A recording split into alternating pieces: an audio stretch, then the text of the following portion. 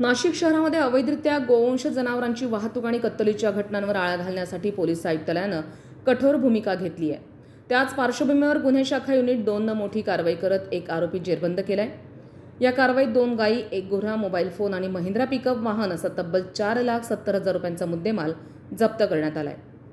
Police आयुक्त Sandeep Karnik, police उपायुक्त किरणकुमार चव्हाण आणि सहाय्यक पोलीस आयुक्त गुन्हे शाखेचे संदीप मिटके यांच्या मार्गदर्शनाखाली गुन्हे शाखा युनिट 2 ला शहरात सुरू असलेल्या अवैध गोवंश वाहतुकीवर कारवाई करण्याच्या सूचना देण्यात आल्या होत्या. 30 एप्रिल 2026 रोजी पहाटेच्या सुमारास गुन्हे शाखा युनिट 2चं पथक भद्रकाली पोलीस ठाण्या हद्दीत गस्त घालत असताना पोलिसांना गुप्त माहिती मिळाली. डॉक्टर झाकीर हुसेन हॉस्पिटल परिसरातून MH05 DK 0393 क्रमांकाच्या महिंद्रा पिकअपमधून गोवंश जनावरं कत्तलीसाठी कथडा परिसराकडे नेली जात आहेत. मिळालेल्या माहितीनुसार वरिष्ठ पोलीस निरीक्षक हेमंत तोडकर यांच्या नेतृत्वाखाली पथकानं सापळा रचून संबंधित पिकअप वाहन अडवलं.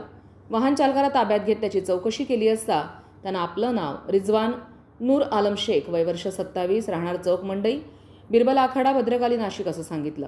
वाहनाची तपासणी केली असता वाहनाच्या मागील भागात गोवंश जातीची जनावरं अतिशय क्रूर पद्धतीनं कोंबून बांधलेली आढळली आहेत. जनावरांना हालचालही करता येत नव्हती. पोलिसांनी तत्काळ पंचनामा करून 2 गायी, 1 गुऱ्हा, मोबाईल फोन आणि महिंद्रा पिकअप वाहन असा एकूण 4,70,000 रुपयांचा मुद्देमाल जप्त केला. या प्रकरणी भद्रकाली पोलीस ठाण्यात महाराष्ट्र प्राणी संरक्षण कायद्याअंतर्गत गुन्हा दाखल करण्यात आलाय. आरोपीला पुढील कारवाईसाठी भद्रकाली पोलिसांच्या ताब्यात देण्यात आलंय. ही कारवाई वरिष्ठ पोलीस अधिकाऱ्यांच्या मार्गदर्शनाखाली वरिष्ठ पोलीस निरीक्षक हेमंत तोडकर, पोलीस उपनिरीक्षक डॉक्टर समाधान हिरे, सहाय्यक फौजदार यशवंत बेंडकोळी, बाळू शेळके, मनोहर शिंदे, नंदकुमार नांदुर्डीकर, सुनील आहेर, प्रकाश महाजन, वाल्मिक चव्हाण, प्रवीण वानखेडे आणि सुनील खैरनार यांच्या पथकानं केली आहे.